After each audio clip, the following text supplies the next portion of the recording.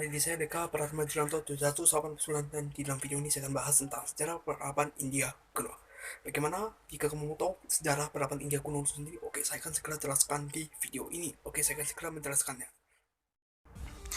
Jika kita melihat perkembangan India kuno, dari perkembangan ini juga memiliki dua peradaban yang bentuk India, yaitu peradaban manusia menetap di sepanjang sungai Indus dan sungai Gangga, yang menetap kira-kira sejak 3000 sebelum Masehi. Dalam perkembangannya, bangsa asli India yaitu Dravida akan bertemu dengan bangsa lain yang dari arah barat. Maksudnya siapa bangsa itu? Ialah bangsa Arya. Peradaban lembah sungai Indus berada di sepanjang sungai Indus yang kini menjadi bagian dari wilayah Pakistan. Peradaban ini sudah ada sekitar 2800 sebelum Masehi hingga 1800 sebelum Masehi, yang merupakan peradaban yang hidup di sepanjang sungai Indus dan sungai Gangga, Gagar Hakra yang sekarang berada di Pakistan dan India bagian barat. Peradaban ini sering juga disebut sebagai peradaban Harapan lembah Indus karena kota penggalian pertamanya disebut Harappa, atau juga peradaban Indus Sarasvati karena sungai Saraswati yang mungkin kering pada akhir 1900 sebelum Masehi. Nusantara terbesar di lembah Indus berada di timur Indus, dekat wilayah yang dulunya merupakan sungai Saraswati kuno yang pernah mengalir. Peradaban Harappa muncul lebih awal ketimbang munculnya kitab Weda dan agama Hindu. Saat itu bangsa Arya belum sampai India. Sekitar 2500 tahun sebelum Masehi, bangsa Troya yang mendirikan kota Harappa dan Mohenjo-daro serta kota megah lainnya di daerah aliran sungai India. Dan 1500 sebelum Masehi, suku Arya barulah menjejakan di India. Asal mula peradaban India berasal dari kebudayaan sungai India. Mewakili dua kota peninggalan kuno yang paling penting dan paling awal dalam peradaban sungai India. Sekarang letaknya di kota Mohenjo-daro, provinsi Hindu Pakistan, dan kota Harappa di provinsi Punjabi. Penduduk yang mendiami kota tersebut adalah bangsa Dravida. Jadi letak geografisnya peradaban kuno ini berada di sebelah utara yang berbatasan langsung dengan pegunungan Himalaya serta berbatasan dengan Pakistan di sebelah barat. Di selatan berbatasan dengan Samudra Hindia dan sebelah timur berbatasan dengan Myanmar dan Bangladesh. Tata kota sendiri berdasarkan penelitian arkeologi yang dilakukan dengan penentuan karbon 14 bahwa keberadaan kota Mohenjo-daro dan Harappa berada di sekitar 2000 sampai 3000 tahun sebelum Masehi. Di reruntuhan kota Harappa yang luasnya kurang lebih 25 km persegi ditemukan perkakas batu yang berusia sekitar 10.000 tahun. Awal abad ke-20, arkeolog Inggris Marshall mengekskavasi kota kuno Mohenjo-daro dan Harappa. Hasilnya, tingkat kesibukan dan keramaian kedua kota tersebut membuat Marshall terkejut. Ini ada bekas ibu kota dua negara merdeka pada zaman peradaban sungai India antara tahun 2350 hingga 1750 sebelum Masehi. Penelitian lebih lanjut menghasilkan perhitungan dua kota masing-masing terdapat sekitar 30 hingga 40 ribu penduduk lebih banyak dibanding penduduk kota London yang paling besar pada abad pertengahan. Kota dibagi dua bagian, yaitu kota pemerintahan administratif. Kota administratif adalah daerah permukiman, tempat tinggal yang padat dan jalan yang silang menyilang. Kedua sisi jalan banyak sekali toko serta pembuatan barang tembikar. Kota pemerintahan adalah wilayah istana kerajaan. Fondasi bangunan yang luas membuat jarak terhadap penduduk, pagar tembok yang tinggi besar di sekeliling dan menara gedung mencerminkan kewibawaan raja. Di kota dibagi atas beberapa bagian atau blok yang melengkapi jalan yang ada aliran airnya. Daerah lembah sungai Indus merupakan daerah subur. Pertanian menjadi mata pencarian utama masyarakat India. Limpahan lumpur sungai Indus telah memberikan kesuburan bagi tanah di sekitarnya. Pada perkembangan selanjutnya, masyarakat telah berhasil menyalurkan air dan mengalir dari lembah sungai Indus sampai jauh ke daerah pedalaman. Pembuatan saluran irigasi dan pembangunan daerah pertanian menunjukkan bahwa masyarakat lembah sungai Indus telah memiliki peradaban yang tinggi. Hasil pertanian yang utama ada padi, gandum, gula atau tebu, kapas, teh, dan lain-lain. Untuk kesehatan sendiri, masyarakat Mohenjo-daro dan Harappa telah memperhatikan sanitasi lingkungannya. Teknik-teknik atau cara-cara pembangunan rumah yang telah memperhatikan faktor-faktor kesehatan dan kebersihan lingkungan, yaitu rumah mereka sudah dilengkapi oleh jendela. Kamar-kamar dilengkapi dengan jendela-jendela yang lebar dan berhubungan langsung dengan udara bebas, sehingga pergerakan udara cukup lancar atau sirkulasinya cukup lancar bisa dibilang. Untuk teknologi sendiri, masyarakat lembah sungai Indus sudah memiliki iptek.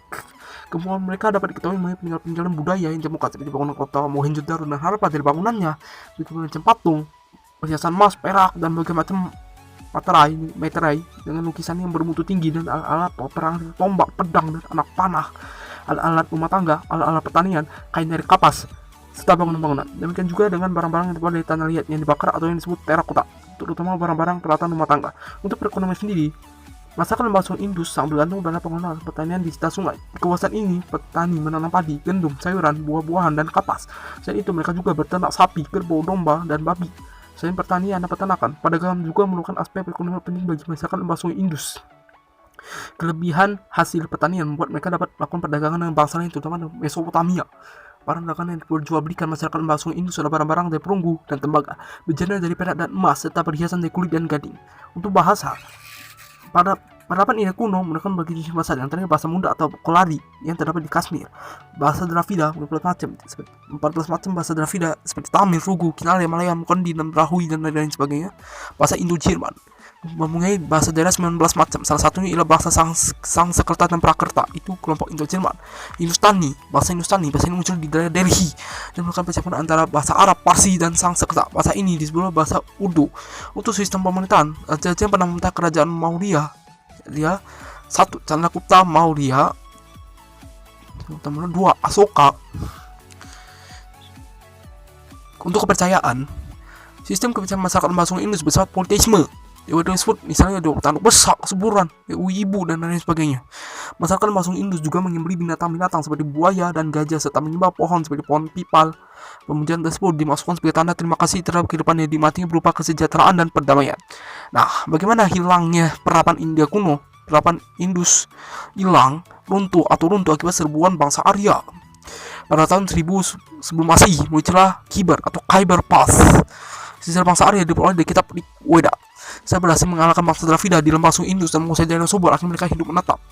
Peradaban lembah sungai Gangga dan dengan anak sungainya Yamuna serta antara pegunungan Himalaya dan pegunungan Vindhya. Kedua sungai tersebut bermata air di pegunungan Himalaya dan mengalir di kota-kota besar seperti Delhi, Agra, dan bermuara di wilayah Bangladesh ke Teluk Benggala. Sungai Gangga bertemu dengan sungai Brahmaputra yang bermata air di pegunungan Kunlun. Lembah sungai Gangga merupakan daerah subur. Bangsa pendukungnya ialah bangsa Arya, termasuk bangsa Indo-Jerman. Bangsa Arya masuk ke India antara tahun 2000 hingga 1500 sebelum Masehi. Muncullah Khyber Pass di pegunungan Hindu Kush. Mereka kulitnya putih, badan tinggi, hidung mancung.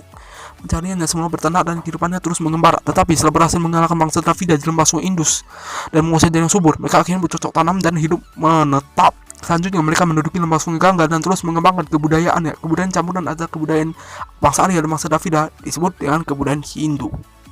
Untuk kehidupan masyarakat sendiri, bangsa Arya berusaha untuk tidak bercampur dengan bangsa Dravida, maka untuk asal India. Mereka menyebut bangsa Dravida ada Anasa, artinya tidak berhidung atau berhidung pesek, dan Dasa artinya raksasa. Untuk menarik kemudian keturunannya diadakanlah sistem kasta ini.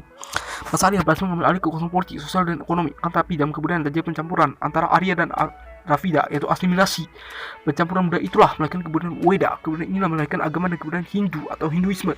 Dari perkembangan pertamanya di lembah sungai Gangga yang kemudian disebut Aryawarta, negeri orang Arya atau Hindustan, tanah milik orang Hindu. Untuk mempertahankan kekuasaannya di tengah kehidupan masyarakat, bangsa Arya berusaha menjaga kemurnian ras, artinya mereka melarang perkawinan campur dengan bangsa Dravida. Untuk itulah bangsa Arya menciptakan sistem kasta dalam kemasyarakatan. Sistem kasta didasarkan pada kedudukan, hak, dan kewajiban sosial masyarakat. Pembagian golongan atau tingkatan dan masyarakat Hindu di atas 4 kasta atau caturwana, yaitu Brahmana, pendeta yang bertugas dalam keagamaan, kesatria, raja, bangsawan, prajurit berkewajiban menjalankan pemerintahan, termasuk mempertahankan negara, Waisya, pedagang, petani, dan peternak. Atau sekarang orang-orang yang punya pekerjaan. Lebih simpelnya kalau sekarang Sudra, pekerja-pekerja kasar dan budak.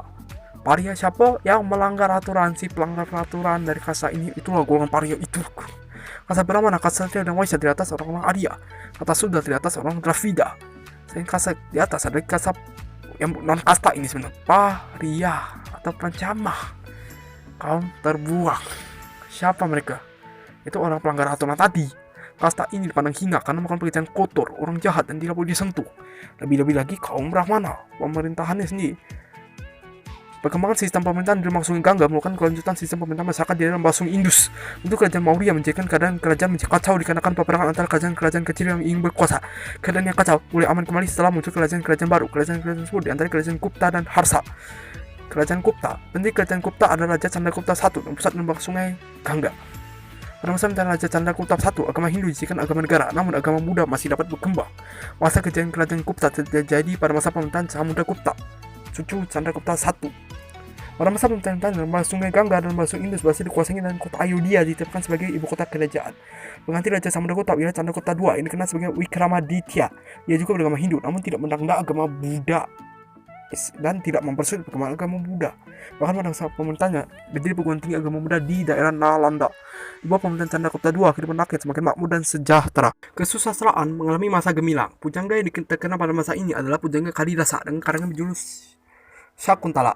Perkembangan seni patung mencapai kemajuan yang juga pesat. Hal ini terlihat dari patung dan patung-patung terkenal menghiasi kuil-kuil di Shanta. Dalam perkembangan kerajaan Gupta mengalami kemunduran setelah meninggal Raja Chandra Gupta II. Masa kegelapan dialami oleh India selama kurang lebih 2 abad, kurang lebih sekitar 200 tahun. Kerajaan Harsa. Baru pada abad ke-7 Masehi muncul kerajaan Harsa yang Raja Harsawardhana. Ibu kota kerajaan Harsa ada Kanai. Harsawardhana merupakan seorang bujang besar. Pada masa pemerintahannya, kesusastraan dan pendidikan berkembang dengan pesat. Salah satu pujangga terkenal pada masa kerajaan Harsawardhana adalah pujangga Bhana dan kaya berjudul Harsa Carita. Raja Harsa pada awalnya memeluk agama Hindu, tetapi kemudian memeluk agama Buddha. Di tepi sungai Gangga banyak dibangun wihara dan stupa, serta dibangun tempat-tempat penginapan dan fasilitas kesehatan.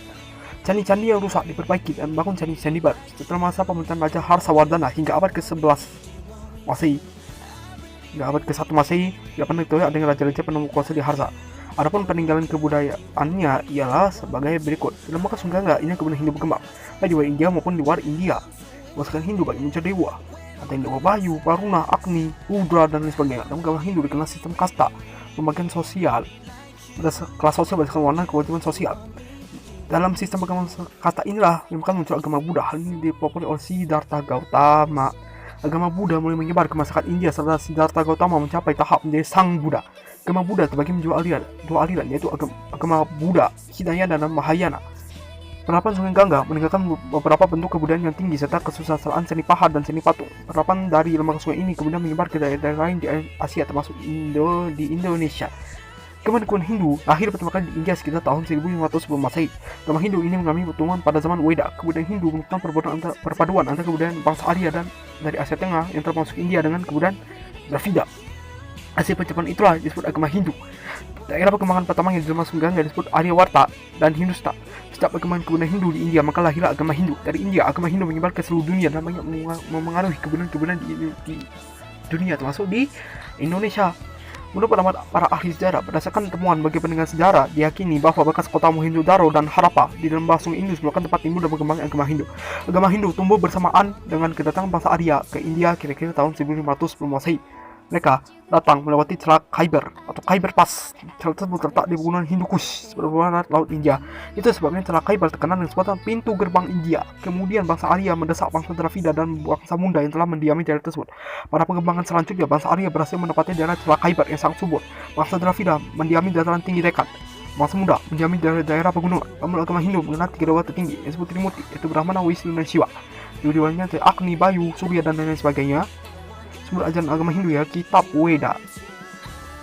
Itu kitab-kitab penganut agama Hindu. Sebenarnya kitab-kitab penganut atas kitab Weda, Brahmana, dan Upanishad. Beberapa kitab juga berisi kisah kepahlawanan atau epos seperti Mahabharata dan Ramayana. Bisa saya sampaikan tentang sejarah pendapat dunia kuno. Mohon maaf dalam penyampaian yang saya sampaikan dalam berbagai kesalahan karena kesempurnaan itu hanya milik Allah Subhanahu wa taala. Dan saya ini Vinonis, tunggu saya di video selanjutnya. Saya mohon maaf, saya minta ampun kepada Allah Subhanahu wa taala. Wabillahi taufiq wal hidayah. Saya ini wassalamualaikum warahmatullahi wabarakatuh.